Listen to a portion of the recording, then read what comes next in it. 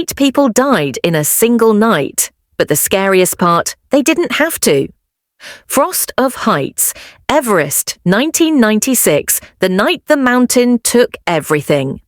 Full US documentary script, cinematic edition intro, the year Everest broke the world Everest. A mountain of glory, a mountain of ambition, a mountain where dreams rise higher than the clouds, and where illusions die faster than oxygen in the death zone. But there is one year that stands above all others. One year that scarred the mountain, one year the world will never forget. 1996, the deadliest 24 hours in the history of Everest. 8 climbers lost in a single storm. 2 legendary guides who never came back. Clients who trusted the mountain a little too much. A dream that turned into a nightmare no one saw coming. This is not a story about reaching the summit. This is a story about why they didn't return. Welcome to the Night Everest reminded humanity that nature doesn't negotiate and that even the strongest are fragile up there. The legends, leading the way. To understand what happened, we must begin with the people. Rob Hall, the leader everyone trusted. One of the world's most respected high-altitude guides, 5-time Everest summiter, known for discipline, safety, responsibility, and absolute loyalty to clients. A new father who promised to return home. For many climbers, getting Rob as a guide meant, I will be safe. Scott Fisher, the unstoppable force, charismatic, physically unmatched, famous for climbing without oxygen. His motto, because it's there. Rob and Scott were rivals and brothers in the same battle. 2 leaders, 2 companies, 1 mountain, and too many clients. The clients not athletes, not superheroes, just people chasing a dream. A postal worker, a surgeon, a businesswoman, a man who spent his life savings to be here. A teacher who wanted to inspire her students. Different lives, one goal, stand on top of the world. They trusted the guides, they trusted the weather, they trusted their dream.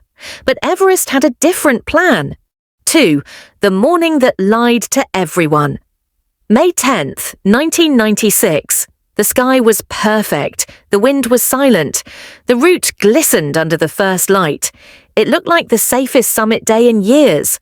No storm, no warning, no chaos, just a mountain pretending to be kind. That is how Everest traps people, with beauty. 3. The first mistake, no fixed ropes. When climbers reached the upper slopes, they discovered something that should never happen. The fixed ropes weren't set. The route wasn't ready. Dozens of climbers were stuck at a bottleneck at 8,700 plus meters. They waited, and waited, and waited. Every minute at that altitude kills you slowly. This delay cost precious oxygen and precious time. The mountain didn't need to strike yet. Humans were already making mistakes on their own. 4. Too late for the summit. When most of the clients reached the top, it was already past 3 p.m. On Everest, this breaks the golden rule. Turn back by 2 p.m. or don't turn back at all. They celebrated anyway, cried, took pictures, held flags, believed they had won, but no one wins on Everest until they are back down. 5. The storm. No one saw coming at 5 p.m. The sky changed. Wind 120 plus kilometers per hour. Temperature minus 40 degrees Celsius. Visibility 0 oxygen, nearly gone. Direction impossible to know. The storm hit like an explosion. It erased the trail. It erased the horizon. It erased hope. People became shadows in white darkness. Guides screamed names into the wind, but their voices were swallowed instantly. This storm did not come from the forecast. It came from the mountain. 6. Rob Hall, the guide who wouldn't leave his client. His client, Doug Hansen, collapsed on the descent. Rob could have left. He could have saved himself. But that wasn't who he was. He stayed. He held Doug up. He tried to help him walk.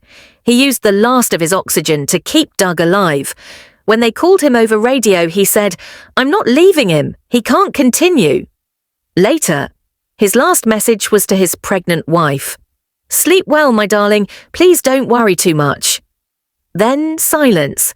Rob Hall died on Everest doing what true guides do, protecting someone else's dream. 7. Who never came home in less than 24 hours, the storm claimed.